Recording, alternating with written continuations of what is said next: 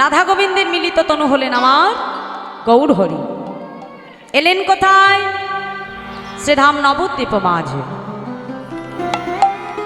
নবদ্বীপ মাঝে আমার প্রভু মাতৃ আদেশে 24 বছর বয়সে মায়ের আদেশ পেয়ে প্রভু এসেছিলেন কোথায়? লীলাক্ষেত্রে, অর্থাৎ শ্রীক্ষেত্র পুরী ধামের মাটিতে। তা সেই পুরী ধামের মাটিতে দাঁড়িয়ে অতি প্রাতকাল জগন্নাথ মন্দিরের সামনে দাঁড়িয়ে প্রভু এক মন দিয়ে জগন্নাথ দেবকে দর্শন করছে। দর্শন করতে করতে ভক্তগণের দিকে তাকিয়ে বলছে, ভক্তগণ তোমরা সকলে আমার সঙ্গে বলো। কি বলবো প্রভু? তোমরা বলো, প্রভাত সময় হলো,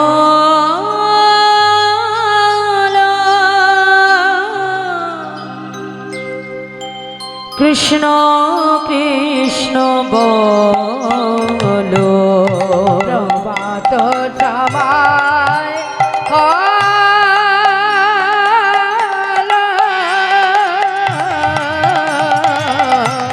কৃষ্ণ কৃষ্ণ বলো। কৃষ্ণ ভজ কৃষ্ণ চিন্ত কৃষ্ণ নাম করসা, নাম বিনা কোটি জীবে গতি নাহিয়া। ও গজে না সেই কৃষ্ণ ভজ নিষ্ঠা করি, নামের সহিত আছে আপনি শ্রী হরি। নাম ভজনা নাম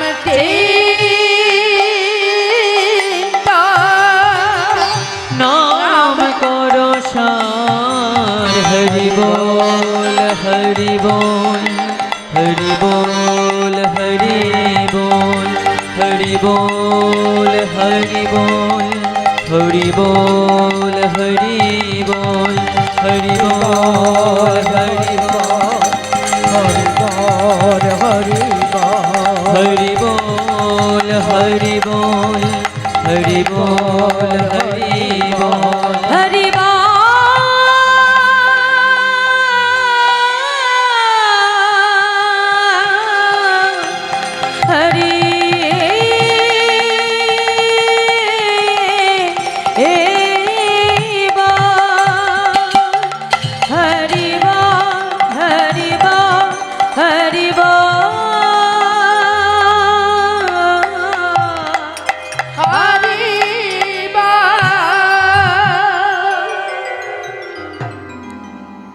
হরিনাম শুনতে শুনতে প্রভুর পশ্চাতে এসে দাঁড়ালেন অগণিত ভক্ত।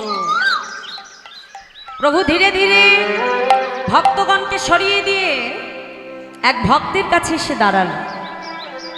এসে বলছে, এই যে কি নাম তোমার? আগে প্রভু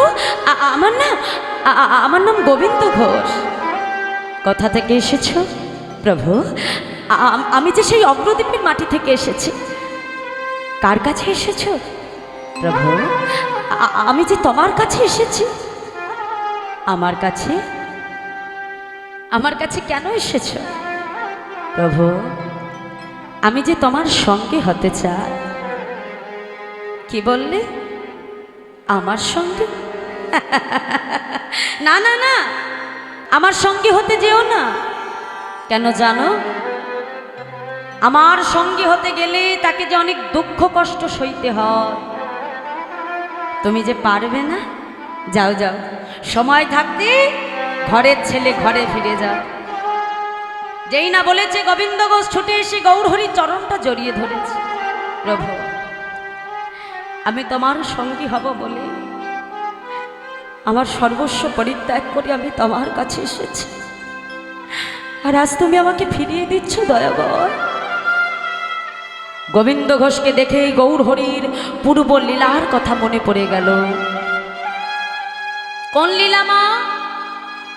আগামীকাল আপনারা গোবিন্দের যে অষ্টকালীন লীলা আস্বাদন করবে, সেই সর্বলীলার মুকুটমণি হলো রাসলীলা।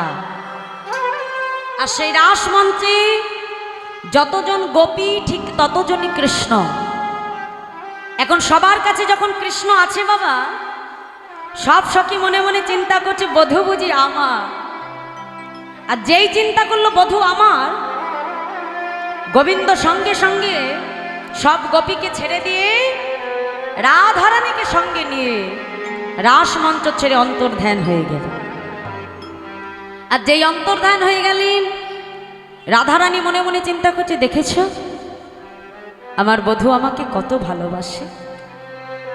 আরে এত গোপীর মধ্যে থেকে বধূ শুধু আমাকে নিয়ে এলো, না জানি আমার বধূ কত ভালোবাসে। যে রাধারানীর মনে আজকে অহংকার এলো বাবা। গোবিন্দ মনে মনে চিন্তা করছে, রায়ধনী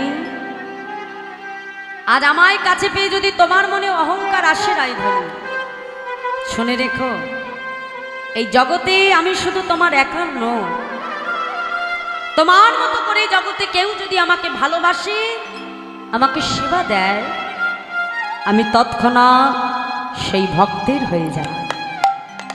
কারণ এই জগতে ভগবান সব সইতে পারে মা, ভক্তের অহংকার কিন্তু ভগবান কখনো সহ্য করে না। তাই রাধারানীর মনে যখনই অহংকার এলো, গোবিন্দ আজকে রাধারানীকে একাকী রেখে রাসমঞ্চ ছেড়ে গোবিন্দ চলে গেলেন। আর গভীর বনে একাকী রেখে যখন বধূ চলে গেলেন, বধূকে হারা হয়ে আমার রাধারানী গভীর বনে বসে বসে ক্রন্দন করছে।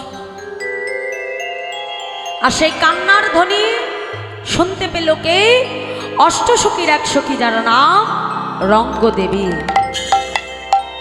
কাছে এসে বলছে, হ্যাঁ রে রায়ধনী, তুই যে বলিস তোর বধূ তোকে কত ভালোবাসে, এই তোর বধূ ভালোবাসে? রাধে, তোর বধূ যদি কখনো আর তোর কাছে ফিরে না আসে। যেই বলেছে রাধারানী ক্রধান্বিত হয়ে বলছে, সখী আজ আমার এহেন দশায় তুই এমন কথা বলতে পারলি? বেশ, আমি রাধারানী তোকে অভিশাপ দেব, এ জগতের ভক্ত কখনো যদি ভগবানকে কাছে পেয়ে যদি কখনো তাকে হারিয়ে ফেলে, তবে ওই ভক্তের মনে যে কতটা বেদনা, কতটা যন্ত্রণা, তোকেও একদিন আমার মতো ভক্ত হয়েই সইতে হবে। অভিশাপ দিয়ে দিল বাবা। চলে গেল দাপর যুগ, এলো কলিযুগ। আর এই কলিযুগে সেই রঙ্গদেবী সখী হলেন ভক্ত গোবিন্দ ঘোষ, আর রাধা গোবিন্দ মিলিত তনু হলেন আমার গৌর হরি। তাই যেই আজ গোবিন্দ ঘোষকে প্রভু দেখেছে, সঙ্গে সঙ্গে পূর্ব লীলার কথা মনে পড়ে গেছে। সঙ্গে সঙ্গে আজকে প্রভু আমার গোবিন্দকে ডেকে বলছে, অগোবিন্দ শোনো, আজ থেকে আমি তোমাকে আমার সঙ্গী করে নিলাম, কিন্তু দেখো তোমাকে কিন্তু অনেক দুঃখ কষ্ট সইতে হবে, তুমি পারবে তো? গোবিন্দ ঘোষ বলে, প্রভু তুমি যে কি বলো না, আমি তোমার সঙ্গী হব এই তো বেশ। আরে বাবা, তাতে আবার দুঃখও বা কিসে, কষ্টও বা কিসে? আর যেদিন থেকে মা সঙ্গী করে নিল, সেই দিন থেকেই শুরু হয়ে গেল ভগবানের কাছে ভক্তের কঠিন পরীক্ষা। হঠাৎ একদিন গৌর হরি গোবিন্দ ঘোষকে ডেকে বলছে, হ্যাঁ গো গোবিন্দ, তুমি তো অনেক দিন হলো এই পুরী ধামে এসেছো, তা তুমি কি জগন্নাথ দেবকে দর্শন করেছো? গোবিন্দ ঘোষ বলছে, ও প্রভু, কোন জগন্নাথ? কেন? মন্দিরে যে জগন্নাথ আছে, আমি তো সেই জগন্নাথের কথা বলছি। গোবিন্দ ঘোষ বলছে, ও প্রভু, মন্দিরের যে জগন্নাথ সে তো অচল জগন্নাথ, চলতেও পারে না, আবার কথাও বলতে পারে না। কিন্তু জানো দয়াময়, আমি যে জগন্নাথ দেখেছি সে চলতেও পারে, আবার কথাও বলতে পারে। হ্যাঁ গো গোবিন্দ, এই সচল জগন্নাথ আবার তুমি কথাই দেখতে পেলে গো? কেন প্রভু? শুনবে দয়াময়, শোনো তবে। অপ্রভু, এই যে তুহু জগন্নাথ,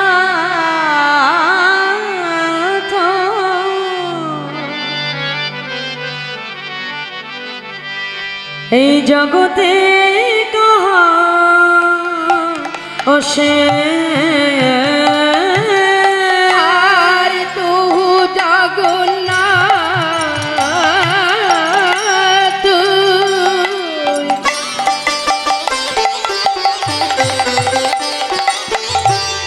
এই জগতে কাহায়ুতে জগ বহি নহি বই ছোরে মাধব বহু তুমি নতি করু তো হে মাধব দেয়া তুলসী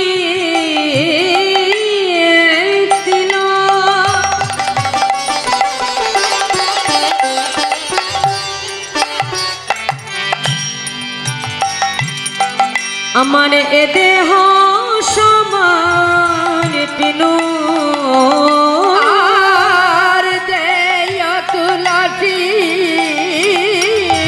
তিলা হরিবল হরিবল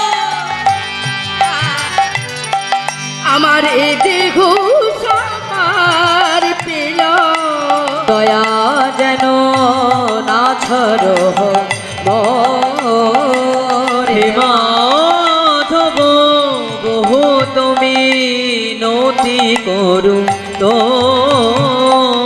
হে মাধব আমি ওই চরণে সব পেছি আমি ওই চারুণে সব সপেছি আমি ওই চরণে সব পেছি আমি ওই চারুণে সব সপেছি আমার জাতি কুলমা লজ্জা ধৈরা ওই চরণে সব পেছি আমার জলজাদি তৎকুলো মান ওই চারুণে সব সপেছি আমার লজ্জা ধৈরা জাতি কুলমা ওই চরণে সব পেছি আমার রাজা ধর্ম তৎকুলো আমি ওই চরণে সব ওই পেছি জাতি কোল মন লজ্জা ধৈর ওই জাতি কোল মন লজ্জা ধৈর ওই চরণে সব আমার জাতি কোল মন লজ্জা ধৈর আমার জাতি কুল মন লজ্জা ধৈর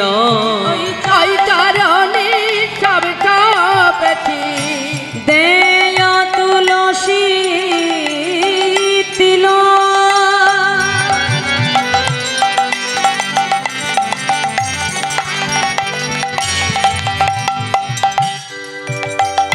আমার এ দেহ সমার পিনু আর দেয় তুলসী তিলা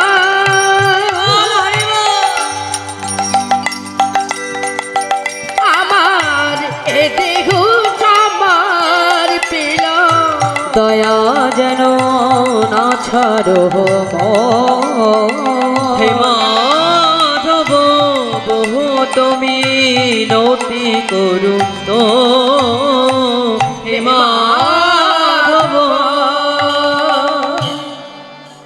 গোবিন্দগর সঙ্গে সঙ্গে মৃদু হেসে বলছে অপ্রভু এই জগতে যেই কৃষ্ণ সেই জগন্নাথ আর তিনি হলেন শ্রীকৃষ্ণ চৈতন্য মহাপ্রভু।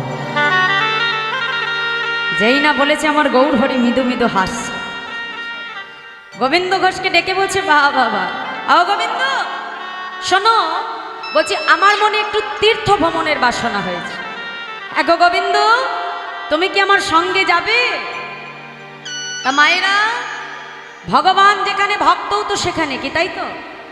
হ্যাঁ, আজ এখানে ভগবান আছে বলে এত সুন্দর ভক্ত সমাগম, কি তাই না? হ্যাঁ, প্রভু যখন থাকবে না ভক্তও এখানে থাকবে। তাহলে আজকে আমার গৌর হরি তীর্থ ভ্রমণে যাবে যখন শুনেছে, সকল লীলাচলবাসী সবাই এসে গৌর হরির পাছু দাঁড়িয়ে রয়েছে। কেন? গৌর হরির সঙ্গে তীর্থ ভ্রমণে যাবে। আর মহাপ্রভু কি করলেন? অগণিত ভক্তকে নিয়ে মনের আনন্দে আমার প্রভু তীর্থ ভ্রমণের উদ্দেশ্যে যাত্রা করলেন। কেমন ভাবি? মহাজন বলছে দেখো দেখো আজ আনন্দে নাচত, আজ সঙ্গে ভাগত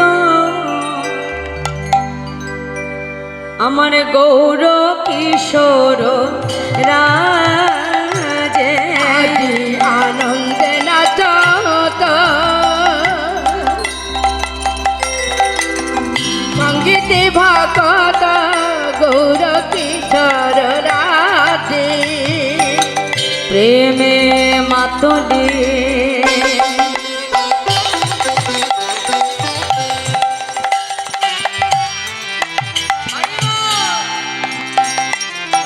করে হোলা হোলি নীলাচল পুরী মাঝে, আর প্রেমে মাতলি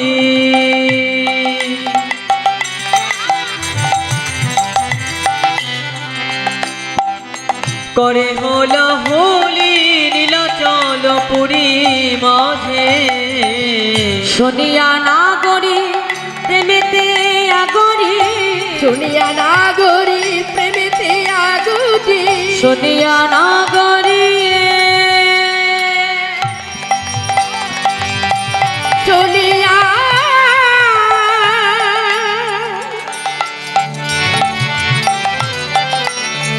চলিয়া না গদি, চলিয়া না গদি,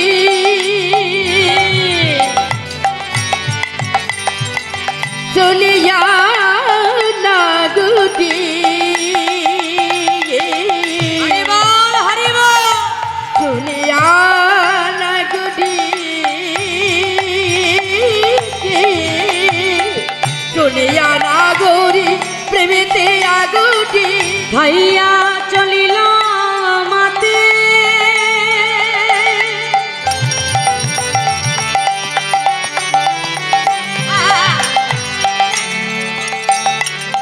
হেরিয়া গৌরে পড়িয়া ফাপরে দূরেতে দাঁড়ায় নাচে, হেরিয়া গৌরের পড়িয়া ফাপরে দূরেতে দাঁড়ায় নাচে, হেরিয়া গৌরে পড়িয়া ফাপরে দূরেতে দাঁড়ায় নাচে, হেরিয়া গৌরী পরিয়া বাবরে দূরেতে দাঁড়ায় নাচে, তাদের আনন্দ আর ধরে না রে, হরিবল হরিবল আর দাঁড়ে নাচে, তাদের আনন্দ আর ধরে না রে, তাদের আনন্দ আর দাঁড়ে নাচে, আজি গৌর পদ দর্শন করে আনন্দ আর ধরে না রে, আমার গৌর বাদন দর্শন করে আনন্দ আর দাঁড়ে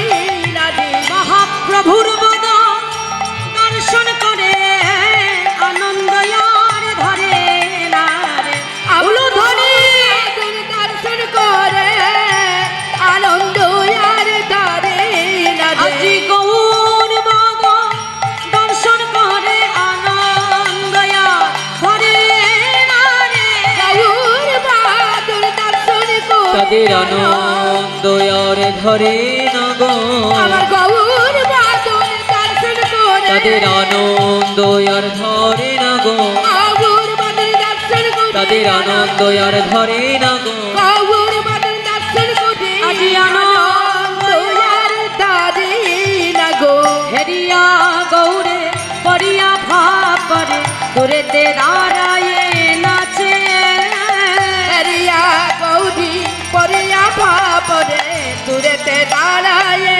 নাচে, আজ অগণিত ভক্তকে সঙ্গে নিয়ে আমার গৌরহরি বৃন্দাবনের উদ্দেশ্যে তীর্থ ভ্রমণে যাত্রা করি। তা যেতে যেতে হঠাৎ গোবিন্দ ঘোষকে ডাক দিয়েছে মা। কেন? ওই যে ভগবান প্রত্যেকটা পদে পদে পরীক্ষা করে, পরীক্ষা তো করে দেখবে। ভক্ত বলেছি বললেই তোর ভক্ত করে নেবে না গো। হ্যাঁ, কাছে ডেকে বলছে এই যে অগোবিন্দ, হ্যাঁ গো তুমি তো আমার সঙ্গে যাচ্ছ, তা তোমার মনে কি কোনো বাসনা আছে? গোবিন্দ ঘোষ বলছে, ও প্রভু, হ্যাঁ, বাসনা তো আমার একটা আছে দয়াময়।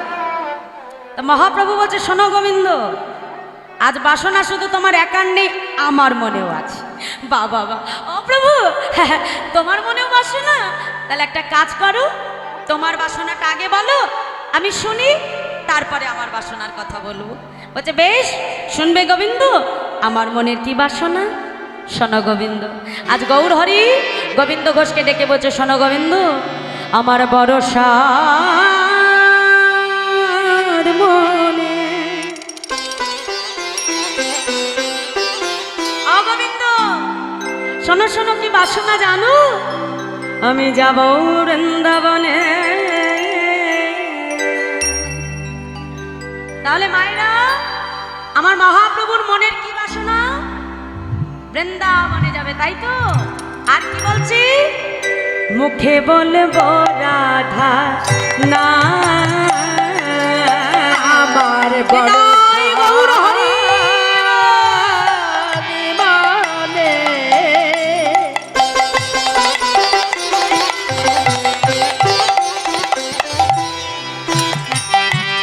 আমি যাব বৃন্দাবনে,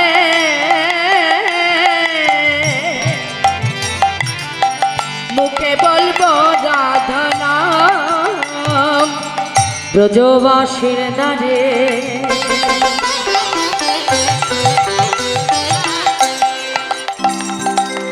মাধুকরী করে বেড়াইব ব্রজ আরে ব্রজবাসীর দ্বারে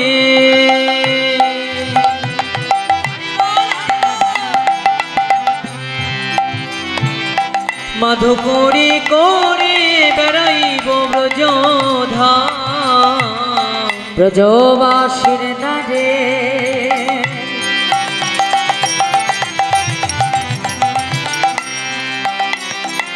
তাহলে মায়েরা দেখো, আজ আমার মহাপ্রভু কিন্তু এখানে দুটো শিক্ষা দিচ্ছে। কি না, এক বৃন্দাবনে যে বদনে রাধে রাধে বলতে হবে, আর কি করতে হবে? ব্রজবাসীর দ্বারে দ্বারে মাধুকরী ভিক্ষা করতে হবে, তবে কিন্তু ব্রজে যাওয়া সার্থক হবে, তাই তো? কি বলছে শোনো, ব্রজবাসীর দ্বারে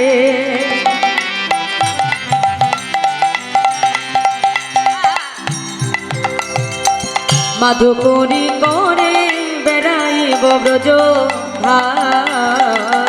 ব্রজবাসীর দাদে মাধুগুরি করি বেড়াইব ব্রজধাম, মুখে রাধে রাধে রাধে বলব, মুখে রাধে রাধে রাধে বলব, মুখে রাধে রাধে রাধে বলব, মুখে রাধে রাধে রাধে বলবো, আর মাধুকরী মেঘে খাবো, বলি শোনো শোনো ও গোবিন্দ, বিদায় গৌর হরি। বলি শোনো শোনো ও গোবিন্দ, মাধুগুরি মেঘে খাবো, বলি শোনো শোনো ও গোবিন্দ, মাধুগুরি মেঘে খাবো, বলি শোনো শোনো ও গোবিন্দ, মাধুগুরি মেঘে খাবো, বলি শোনো শোনো। ও গোবিন্দ। তাহলে মায়েরা, বৃন্দাবনে যে কি কি করতে হবে? বদনে তোমাকে রাধে রাধে বলতে হবে, আর ব্রজবাসীর দ্বারে দ্বারে মাধুকরী ভিক্ষা করতে হবে, তবেই কিন্তু ব্রজে যাওয়া সার্থক হবে। মা দেখো, আজ যে তোমাদের গ্রামের এত বড় একটা অনুষ্ঠান, সবটাই কিন্তু ভক্তের দ্বারে দ্বারে ভিক্ষা করে, তবেই কিন্তু আমার কমিটির দাদা ভাইরা এত সুন্দর হরিবাসর তারা তৈরি করেছে। প্রত্যেকটা বছর এটা একদিন দুদিনের নয়, বহুদিনের হরিবাসর। আর এতগুলো দিন তারা পথ চলতে পারছে কেন? শুধুমাত্র তোমাদের মতো ভক্তের ভালোবাসা, আশীর্বাদ এবং সহযোগিতা আছে বলেই আজ দীর্ঘদিন ধরে এই হরিবাসরটি তারা করতে পারছে। আর করছি তোমাদের মতো ভক্তের দ্বারে দ্বারে ভিক্ষা করে। কারণ ভগবান তিনি নিজ মুখে বললেন, ভক্ত যদি প্রভু মোরে অনু করে দান, সেই অনু মোর কাছে পর্বত সমান। গোবিন্দ সেবায় যদি কোনো কিছু দান করা যায় বাবা, যেমন আমার গোবিন্দের যখন কনিষ্ঠ অঙ্গুলিটি কেটে গিয়েছিল, দ্রৌপদী কোনো কথা চিন্তা না করে নিজের নতুন বস্ত্রটা ছিঁড়ে সেই নতুন বস্ত্রের কাপড় দিয়ে গোবিন্দের অঙ্গুলিটি বন্ধন করে দিয়েছিল। আর একটু কাপড় দিয়ে গোবিন্দের অঙ্গুলি বন্ধন করবার জন্য কোটি কোটি সহস্রগুণ বস্ত্র দিয়ে ভরা রাজসভার মাঝে ভগবান কিন্তু ভক্তের লজ্জাকে প্রভু নিবারণ করেছে। তাই গোবিন্দ সেবা যদি দান করতে হয় মা, সব থেকে উপযুক্ত স্থানটি হলো হরিবাস। কারণ আমাদের কোনো ভক্তের সামর্থ্য নেই মা, সবার সামর্থ্য হয় না যে ঘরে ঘরে আমরা হরিনাম করব, তাই না? কিন্তু প্রত্যেকের মনেরই কিন্তু একটা আশা থাকে, একটা বাসনা থাকে, আর সেই মনের বাসনা পূর্ণ করার উত্তম স্থানটি হলো এই হরিবাসা, যেখানে দান করলে তোমার দানটি গোবিন্দ সেবায় লাগবে এবং ভক্ত সেবায় লাগবে। তা আমার কমিটির দাদা ভাইরা তোমাদের মতো ভক্তের কাছে তাদের ভিক্ষার আঁচলটা নিয়ে যাচ্ছে। হ্যাঁ, তোমরা যার যতটুকু সামর্থ্য দুহাত ভরে আমার গোবিন্দ সেবায় ভক্ত সেবায় তোমরা দুহাত ভরে আমার কমিটিকে দান করো। নিতাই গৌর হরি বল, হরি বল, হরি হরি বল, হরি বল।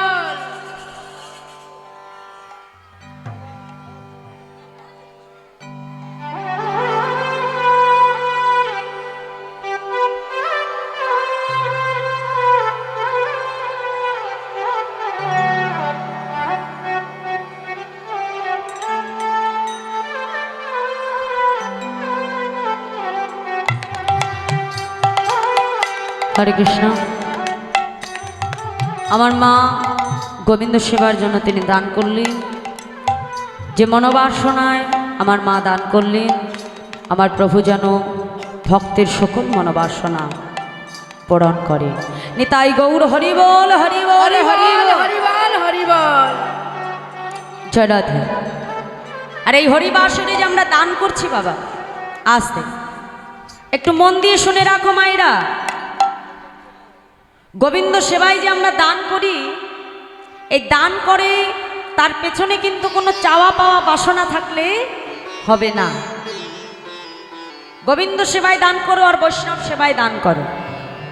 ঘরে যদি কখনো কোনো বৈষ্ণব আসে মা, আমরা গৃহের মাঝে বৈষ্ণবকে মনে করি যে অতিথি হলো নারায়ণ, আমরা নারায়ণ জ্ঞানে তাকে সেবা করি বাবা।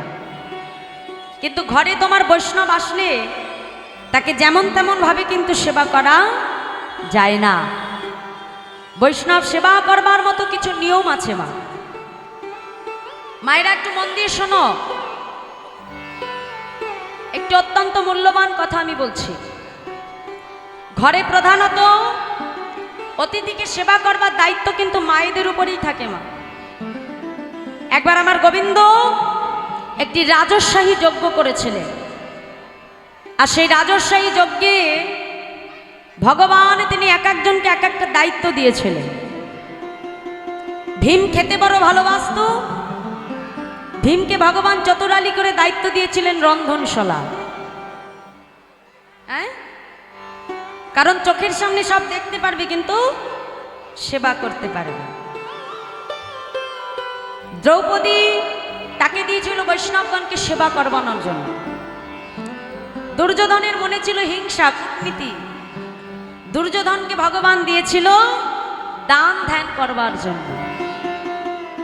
এরকম এক একজনকে এক একটা দায়িত্ব দিয়ে ভগবান নিজে দুটো দায়িত্ব নিয়েছিলেন। কি? এক, বৈষ্ণব সেবা করতে যত বৈষ্ণব আসবে ভগবান নিজে তাদের চরণ ধৌত করে নিজের হাতে ভক্ত চরণ সেবা করবে। এখন বৈষ্ণবের চরণ যদি ধৌত করতে হয় বাবা, ভগবানকে থাকতে হবে কোথায়? বাহির দ্বারে, মুখ্য দ্বারে বসে ভগবান আজকে যত ভক্ত আসছে ভগবান নিজের হাতে ভক্তের চরণ ধৌত করিয়ে দিচ্ছে। আর ওদিকে যখন বৈষ্ণবকে সেবা করানো হচ্ছে না, সেবা দেবার আগে একটা মঙ্গল ধ্বনি করা হচ্ছে। আর যেই মঙ্গল ধ্বনি করা হচ্ছে গোবিন্দের পাঞ্চজন্য শঙ্খটা একবার করে বেজে উঠছে। তেমন করে শঙ্খ প্রথমবার বাজলো, দ্বিতীয়বার বাজলো, কিন্তু তৃতীয়বারের বার আর গোবিন্দ শঙ্খ বাজলো না। ভগবান ছুটতে ছুটতে যুধিষ্ঠিরের কাছে এসে বলছে, যুধিষ্ঠির, আমি যে এই রাজস্বাহী যজ্ঞ করলাম, নিশ্চয়ই তোমার রাজস্বাহী যজ্ঞে কোথাও কোনো ত্রুটি বিচ্যুতি ঘটেছে। কেন জানো? কারণ আমার শঙ্খ প্রথমবার বাজেছে, দ্বিতীয়বার বেজেছে, কিন্তু তৃতীয়বারের বার আর বাজেনি। যেই না বলেছে, গোবিন্দ একে একে সবাইকে ডাকতে আরম্ভ করেছে। ভীমকে ডেকে বলছে, এই যে ভীম, তুমি তো খেতে বড় ভালোবাসো, তা আমি তোমাকে দায়িত্ব দিয়েছিলাম রন্ধনশালা। হ্যাঁ গো, সেখানে কোনো ত্রুটি বিচ্যুতি ঘটেনি তো? ভীম বলছে, না মাধব, রন্ধনশালায় কোনো ত্রুটি হয়নি। দুর্যোধনকে ডেকে বলছে, দুর্যোধন, তোমার মনে হিংসা কূটনীতি, তা তুমি যখন দান ধ্যান করছিলে, হ্যাঁ গো, তোমার মনে কোথাও এতটুকু অহংকার আসেনি তো?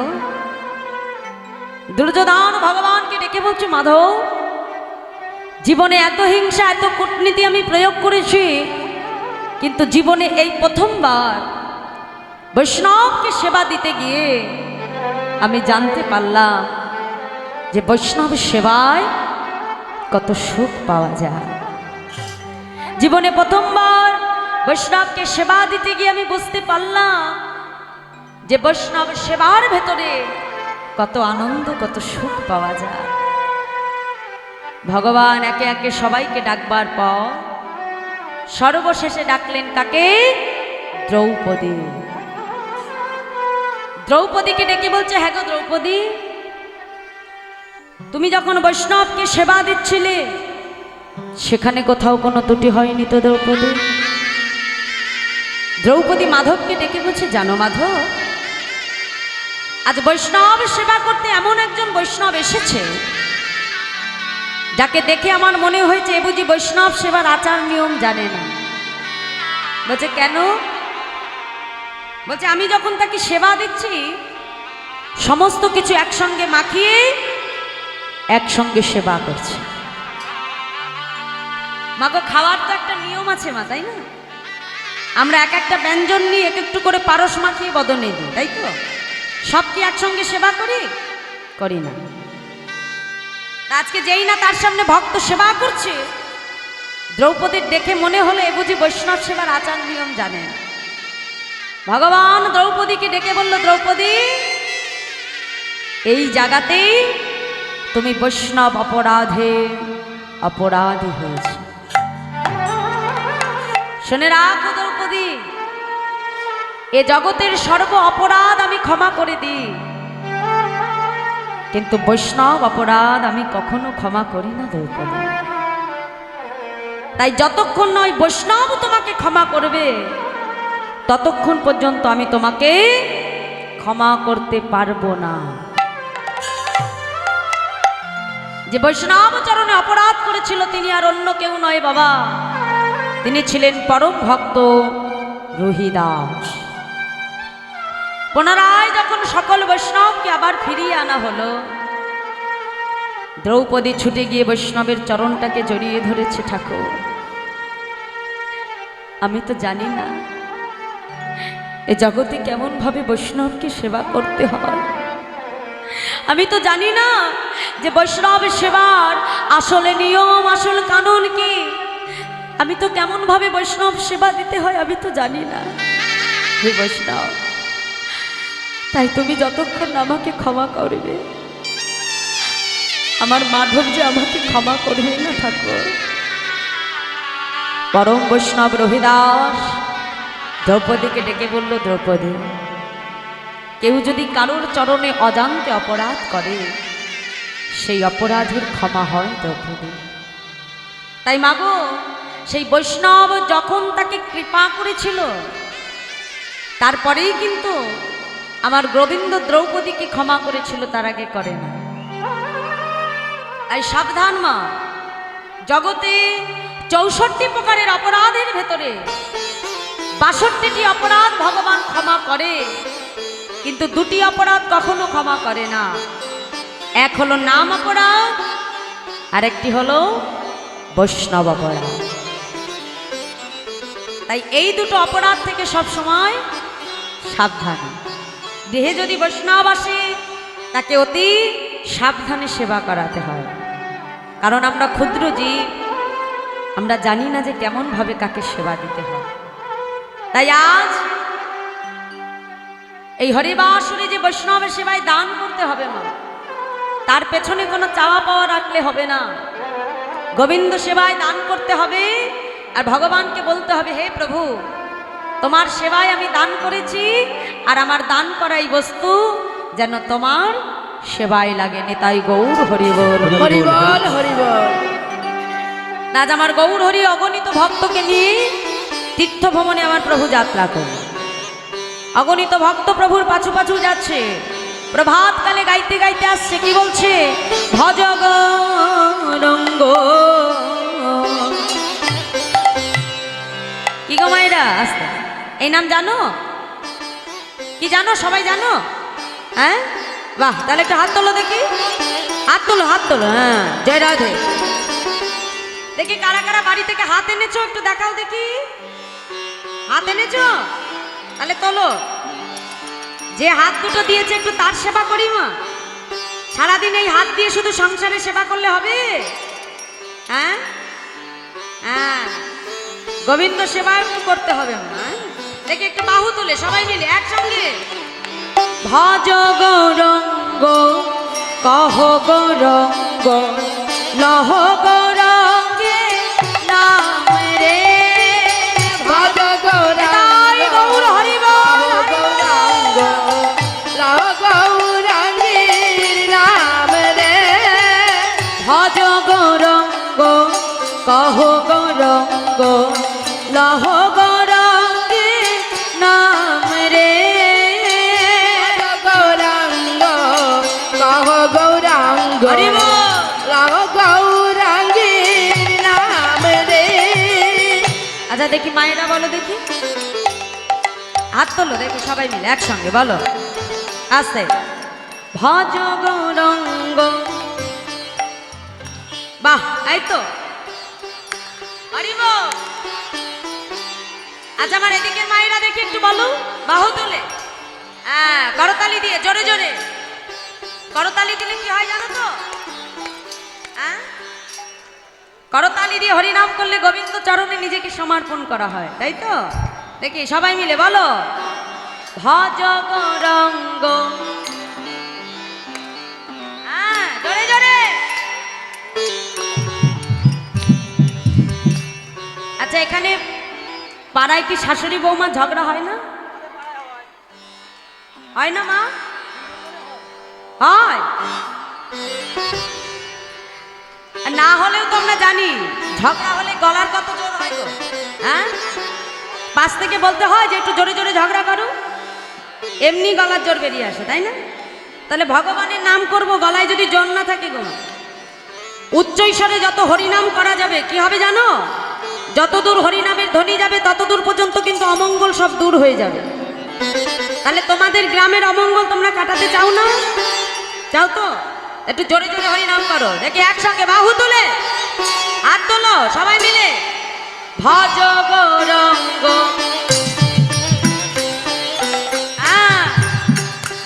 হরি বল। যে জনাগ রঙ্গ ভজে সে হয় আমার প্রাণ রে। বলো।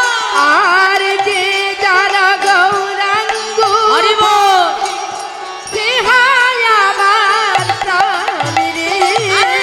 যে জনাগ রঙ্গ ভজে সে হয় আমার প্রাণ রে। যে জন গৌরঙ্গ ভজে সে হয় আমার প্রাণে রে। ভজ গৌরঙ্গ কহ গৌরঙ্গ লহ গৌরঙ্গে নাম রে। ভজ গৌরাঙ্গ, গৌর হরি বল। লহ গৌরাঙ্গীর নাম রে।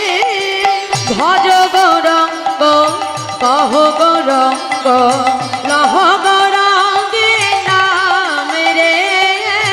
রাজ গৌরাঙ্গ কহ গৌরাঙ্গ কহ গৌরাঙ্গের নাম রে। গৌর নাম গাইতে গাইতে অগণিত ভক্তকে নিয়ে আমার গৌর হরি ছুটে যাচ্ছে। আস্তে আস্তে আসলেন কোথায়? আসলেন পূর্বস্থলিতে। এসে বলছে, হ্যাঁ গো গোবিন্দ, যাও এখানে সকল ভক্তের সেবার ব্যবস্থা করো, তাড়াতাড়ি রন্ধন করে। আজ মহাপ্রভু যা যা ভালোবাসতেন রন্ধন করে গৌর হরির সেবা হলো। অগণিত ভক্ত প্রসাদ পেল। প্রসাদের অন্তে গৌর হরি গোবিন্দ ঘোষের কাছে এসে বলছে, এই যে অগোবিন্দ, সেবা তো হলো, এবার দাও। কি দেব প্রভু? তাও জানো না? সেবার পরে কি লাগে গো? মুখশুদ্ধি গো, মুখশুদ্ধি। যেই বলেছে বলছে, ও প্রভু তুমি একটু অপেক্ষা করো, আমি এক্ষুনি যাব আর আসবো। এই বলে 5 ক্রোশ পথ দূরে গৌর হরির সেবার জন্য গোবিন্দ ঘোষ মুখশুদ্ধি ভিক্ষা করতে গেছে।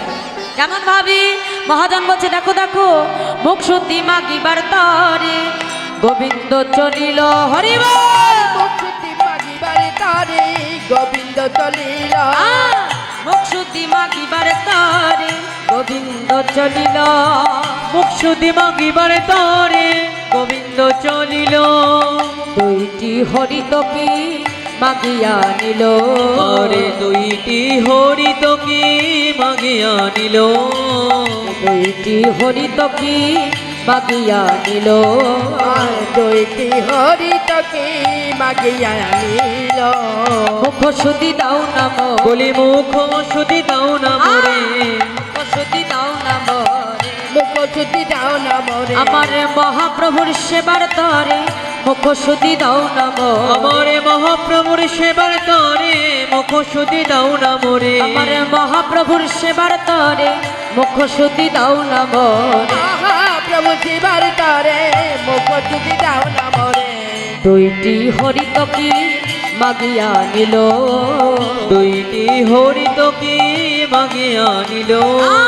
2টি হরিতকি মাগিয়া নিল।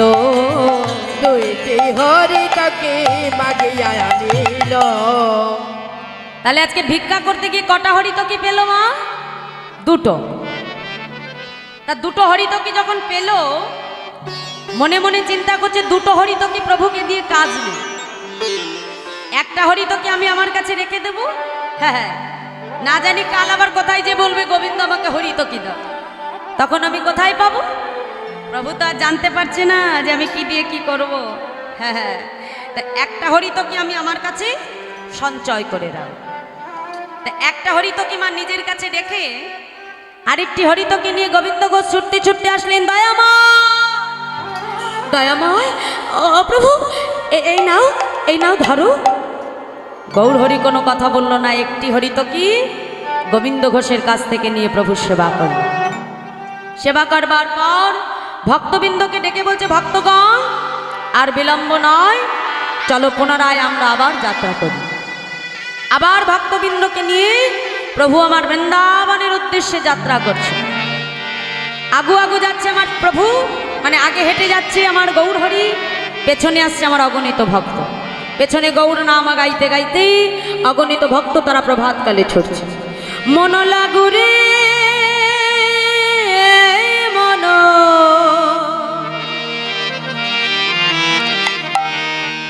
লাগুরে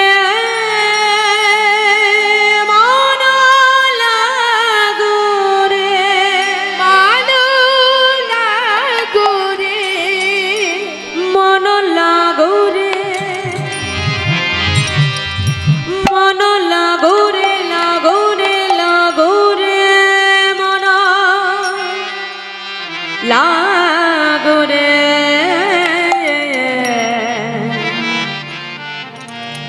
তোহারি চরণে মন লাগরে। তাই গৌর হরি মন লাগরে। তোহারি চরণে মন লাগরে। তোহারি গোরে তোহারি চরণে মন লাগরে আরে তোহারি চরণে মন লাগরে তোহারি চরণে মন লাগরে তোহারি চরণে মানো লাগুরে মন লাগুরে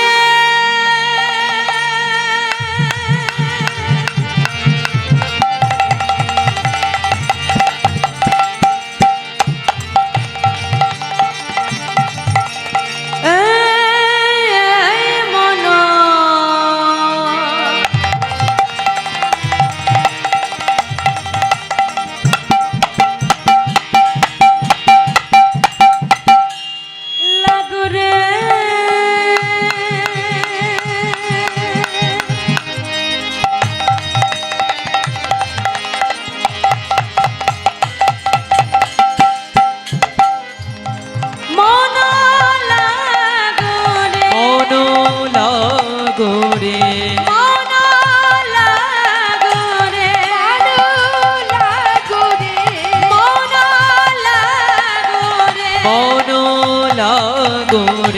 মন লাগুরে মানো লাগুরে মন লাগুরে মন লাগরে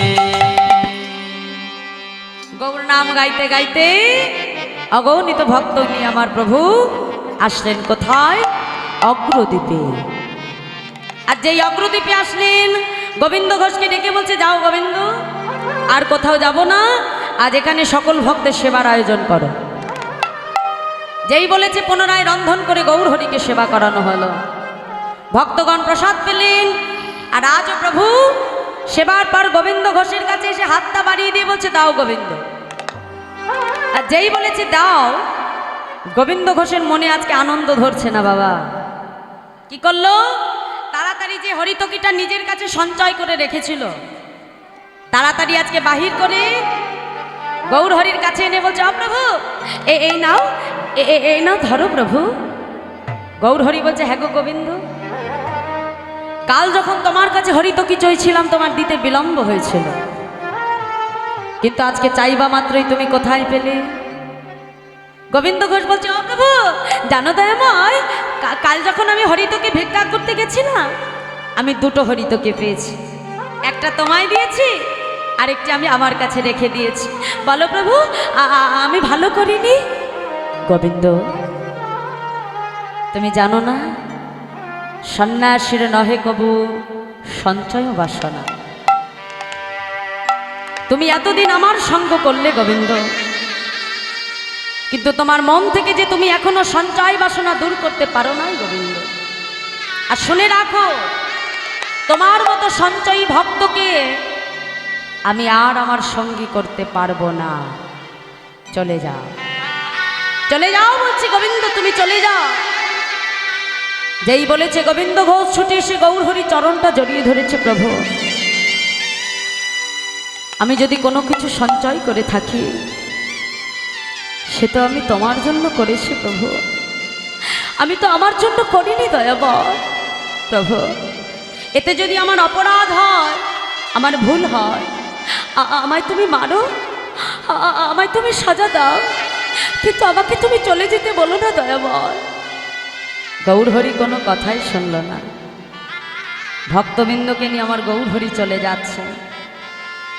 গোবিন্দ ঘোষ অগ্রদ্বীপের ধোলায় গড়াগড়ি খেয়ে গৌর হরির দিকে চেয়ে বলছে, দয়াময় শুনে রাখো প্রভু, আমি যদি প্রকৃত তোমার ভক্ত হয়ে থাকি, আমি যদি মনে প্রাণে তোমাকে ভালোবাসার মতো বেসে থাকি, তবে এক পক্ষ কালের মধ্যে তোমাকে আমার কাছে ফিরে আসতেই হবে, আসতেই হবে, আসতেই হবে। যত দূর দেখা যায় এক দৃষ্টে প্রভুর দিকে চেয়ে আছে, দুটি নয়ন জলে বক্ষ ভাসিয়ে কাঁদে আর বলে, প্রভু গো তুমি পতি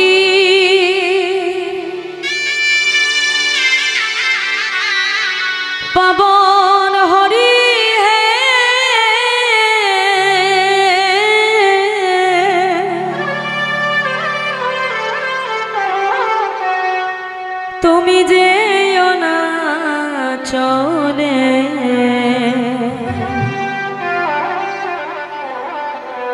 তুমি কৃপা করে দয়াল গো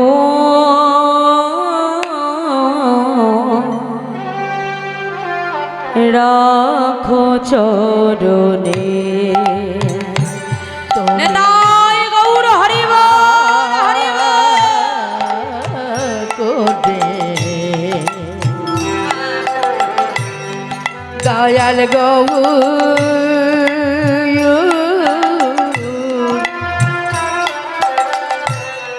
রাখো চরণে।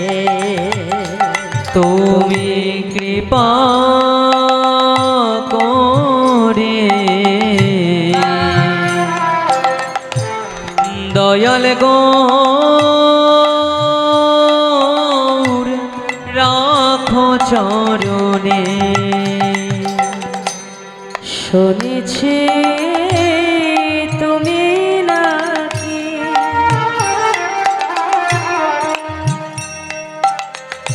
দয়াল শিরোমণি, শুনেছি তুমি নাকি আর দয়াল শিরোমণি।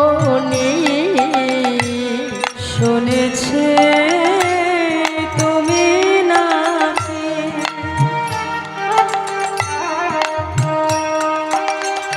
দয়াল শিরোমণি,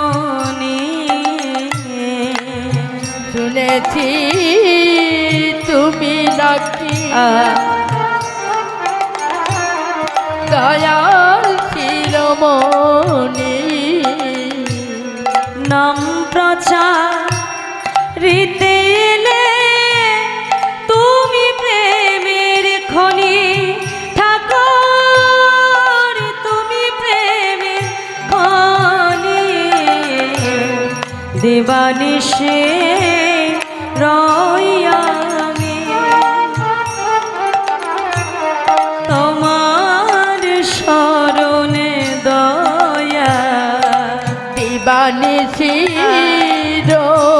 আমি তোমার শরণে দয়াল। দেবানিশে রয়ামি তোমার শরণে দয়া। দিবানিশি আমি তোমার শরণে দয়া। তুমি কৃপা করে দয়াল গো রাখো চরণে।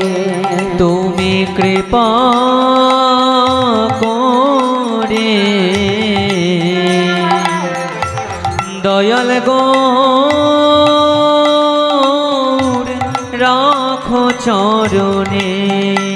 তুমি কৃপা করে দয়াল গো রাখো চরণে। কৃপা করে দয়াল গৌর রাখো চরণে। গৌর হরি গৌর হরি, আজ তুমি শুধু আমার মুখের কথাটা শুনলে দয়ামা, আমার অন্তরের কথাটা তুমি জানতে চাইলে না। প্রভু, তুমি ছাড়া যে এই সংসারে আমার আর কেউ নাই, তুমি ছাড়া যে এই সংসারে আমি বড় একা দয়ামা। আজ তুমি আমাকে কার কাছে রেখে দিলে প্রভু? আমি তোমায় ছাড়া কেমন করে থাকবো তুমি বলতে পারো? গোবিন্দ ঘোষ অগ্রদ্বীপের ধুলায় গড়াগড়ি যা। অগ্রদ্বীপবাসী এসে গোবিন্দ ঘোষকে ধরাধরি করে তার ঘরে পৌঁছে দিল মা। কিন্তু ঘরে গেলে কি হবে? এক একটা দিন গোবিন্দ ঘোষের কাছে এক এক বছরের ন্যায় কাটে। আজ দেখতে দেখতে যখন 13 দিন হয়ে গেল, গোবিন্দ ঘোষ মনে মনে চিন্তা করছে, প্রভু যে জীবনে আমি তোমায় কাছে পেয়ে হারিয়ে ফেললাম, সেই জীবন আমার আর রেখে লাভ নেই। তাই আমার আজই আমি গৌর নামকে স্মরণ করে গঙ্গার জলে আমার প্রাণ বিসর্জন করব। এই বলে গৌর হরিকে স্মরণ করতে করতে গোবিন্দ ঘোষ আজকে গঙ্গায় প্রাণ বিসর্জন করবে বলে ছুটতে ছুটতে সুরধনী গঙ্গার দিকে গোবিন্দ ঘোষ ছুটে যাচ্ছে। কেমন করে? গৌর গৌর গৌর গৌর গৌর গৌর হে গৌর গৌর গৌর গৌর গৌর হে গৌর গৌর নিতাই গৌর হরি বল, হরি বল। গৌর হে গৌর গৌর গৌর গৌর গৌর গৌর হে গৌর গৌর গৌর গৌর গৌর গৌর হে গৌর গৌর গৌর গৌর গৌর হে গৌর গৌর গৌর গৌর গৌর গৌর গৌর হে গৌর গৌর হরি বল, হরি বল। গৌর গৌর গৌর হে গৌর গৌর গৌর গৌর গৌর গৌর গৌর হে গৌর গৌর গৌর গৌর গৌর গৌর হে গৌর গৌর নিতাই গৌর হরি গৌর গৌর গৌর হে গৌর গৌর গৌর গৌর গৌর গৌর হে গৌর নাম স্মরণ করতে করতে আজ গোবিন্দ ঘোষ যখন এক পা করে গঙ্গার জলে নামছে গো মা, এমন সময় একটা কষ্টি পাথর এসে ভাসতে ভাসতে গোবিন্দ ঘোষের বক্ষে এসে লাগলো। গোবিন্দ ঘোষ সেটাকে পোড়া কাষ্ঠ মনে করে আবর্জনার ভেতরে ছুঁড়ে ফেলে দিয়েছে। আর যেই ছুঁড়ে মেরেছে, এমন সময় আকাশে দৈববাণী হলো, গোবিন্দ গোবিন্দ তুমি ঘরে ফিরে যাও। গোবিন্দ, আত্মহত্যা যে মহাপাপ। কে কে তুমি? আমি তো তোমাকে দেখতে পাচ্ছি না, তুমি কে? গোবিন্দ, যখন সময় হবে আমার দর্শন তুমি ঠিক পাবে। যাও ভক্ত, ঘরে ফিরে যাও। গোবিন্দ ঘোষের আর মরা হলো না মা, ঘরে ফিরে এলে। দেখতে দেখতে আজকে 15 দিন হয়ে গেল। গৌর হরি বিলম্ব না করে আজ এক পক্ষ কালের মধ্যে অগণিত ভক্তকে সঙ্গে নিয়ে গোবিন্দ ঘোষের ঘরের বাইরে এসে ডাক দিয়েছে, গোবিন্দ গোবিন্দ একবার দরজাটা খোলো গোবিন্দ। যেই না গোবিন্দ ঘোষ এসে দরজা খুলেছে, দেখে গৌর হরি অগণিত ভক্তকে নিয়ে দাঁড়িয়ে আছে। ছুটে এসে গোবিন্দ ঘোষ গৌর হরি চরণটা জড়িয়ে ধরেছে, প্রভু দয়ামা তুমি আমাকে কথা দাও, তুমি আর কখনো আমায় ছেড়ে যাবে না। গোবিন্দ, তোমার মতো ভক্তকে কি ছেড়ে থাকা যায় গো গোবিন্দ? আচ্ছা গোবিন্দ, আমি যে তোমার কাছে আসব, এই আগমন বার্তাটা কি তুমি আগে পেয়েছো? না তো প্রভু। আচ্ছা, তুমি কি সুরধনী গঙ্গায় গিয়েছিলে নিজের প্রাণ বিসর্জন করবে বলে? যেই না বলেছে গোবিন্দ ঘোষ চমকে উঠেছে। ছুটতে ছুটতে সুরধনী গঙ্গার পাড়ে এসে মা আবর্জনার ভেতরে খুঁজে খুঁজে দেখলো, যেটা পোড়া কাষ্ঠ মনে করে ছুঁড়ে মেরেছিল সেটা পোড়া কাষ্ঠ নয়, একটা কষ্টি পাথর। ছুটতে ছুটতে গৌর হরির কাছে এসে বলছে, দয়ামা দয়ামা আচ্ছা প্রভু, এই কি তোমার আগমন বার্তা? হ্যাঁ গোবিন্দ, এটাই আমার আগমন বার্তা। হ্যাঁ গো, জানতে চাইলে না এই কষ্টি পাথর দিয়ে আমি কি করব? কি করবে প্রভু? এই কষ্টি পাথর দিয়ে আমি তোমার ঘরে একটি গোপীনাথ বিগ্রহ তৈরি করব। আর শুনে রাখো গোবিন্দ, তোমার দ্বারাই অগ্রদ্বীপের মাটিতে গোপীনাথের সেবা পূজার প্রচার হবে। আর শুনে রাখো, আজ থেকে তুমি আমায় ভুলে যাও। যেই বলেছে আজ থেকে আমায় ভুলে যাও, গোবিন্দ ঘোষ ছুটে গিয়ে গৌর হরির হাতটা ধরে টানতে টানতে একটা ঘরের ভিতরে এনে বাহির থেকে শিকলটাকে তুলে দিয়েছে আমার। কিন্তু ভগবানকে কি কখনো শিকল দিয়ে বেঁধে রাখা যায় গো মা? যেই না মন্দিরের শিকলটা তুলে দিয়ে গোবিন্দ ঘোষ ঘরের বাইরে পা রাখলো, রেখে কি দেখলো? দেখে ঘরে গোড়া বাইরে ও গোড়া, নিতাই গৌর গোরা বাইরে গোরা, দেখে ঘরে গোড়া বাইরে ও গোড়া। ঘরে গোরা বাইরে গোরা। আজকে যেই না ঘরের বাইরে পা রেখেছে মা, দেখছে কি ঘরের ভেতরে আমার গৌর হরি দাঁড়িয়ে আছে আর বাইরে আমার গৌর হরি দাঁড়িয়ে আছে। হ্যাঁ, সঙ্গে সঙ্গে আজকে গোবিন্দ ঘোষ তো অবাক হয়ে গেছে। আর কি দেখছি? দেখে ঘরে গোরা বাইরে ও গোরা। দেখে ঘরে গোরা বাইরে গোরা। আমি একই দেখলাম, একই দেখলাম, ঘরে গোড়া বাইরে গোড়া। আমি একই দেখিলাম, একই দেখিলাম, দেখে ঘরে গোরা বাইরে ও গোরা। আমি একই দেখলাম, একই দেখলাম, ঘরে গোরা বাইরে গোরা। আমাদের আর গোপীনাথে গোপীনাথে অভেদ জানিবে, শুদ্ধ ভক্তিতে গোপীনাথে গোপীনাথে তুমি সেবা যে করিবে, তুমি সেবাতে করিবে। আমাতে আর গোপীনাথের একই অঙ্গ হয়। একে অঙ্গ হয়। গোপীনাথ সেবা দিলে যেন আমি পাইব নিশ্চয়। পাইব নিশ্চয়। শুনে রাখো গোবিন্দ, আমার আর তোমার গোপীনাথের মধ্যে কোনো ভেদ না। তোমার গোপীনাথ যে, আমি গৌর হরিও সে।